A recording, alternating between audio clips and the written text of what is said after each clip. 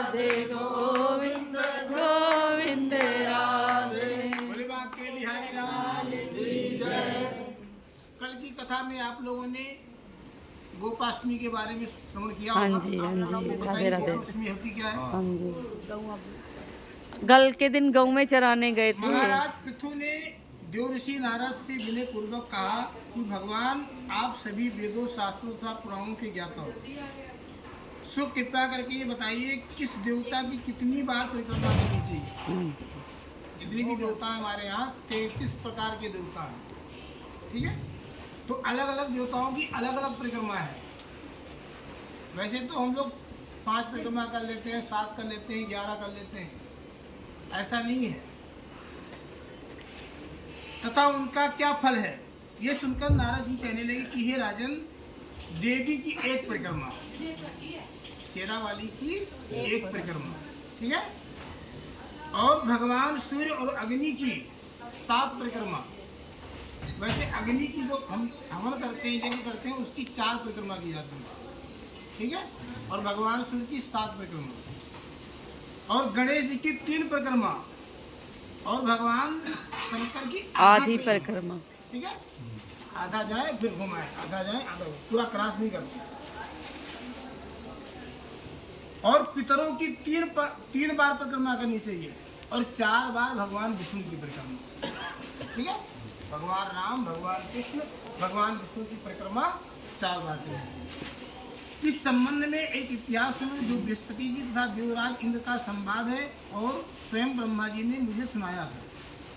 नारद जी ने कहा कि वैशेष मनंतर में एक बार इंद्र सहित सब देवता देवगुरु बृहस्पति जी के पास गए और उनसे पूछा कि हे गुरुदेव, ब्रह्म काल से पहले ये सृष्टि कैसे थी, इंद्र आदि देवगण कैसे थे तथा उनका क्या धर्म था, क्या कर्म था।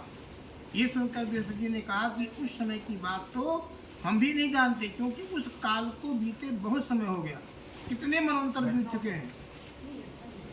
परंतु आपकी नगरी में सुधर्मा रहता है, वो सब कुछ बता सकता है। ये कह करके बृहस्पति जी इंद्र आदि सब देवताओं को लेकर के सुधर्मा के पास आए, और सुधर्मा ने देवगुरु सहित इंद्रादि देवताओं का यथाविधि पूजन करके आदर सत्कार किया। इंद्र सुधर्मा की राजलक्ष्मी तथा वैभव दे करके दंग रह गया और पूछा कि हे सुधर्मा, इतनी राजलक्ष्मी तथा वैभव तुम्हें कैसे प्राप्त हुआ है? तुमने कौन सा ऐसा यज्ञ, दान और तप किया जिससे ब्रह्म काल से पहले भी आप बात को जानते हो? ये जानने की हमारी अभिलाषा है। सुधर्मा ने उत्तर दिया कि हे इंद्र, जब 4 युगों को 1000 चौकड़ियां बीत जाती हैं तब ब्रह्मा का एक दिन होता है।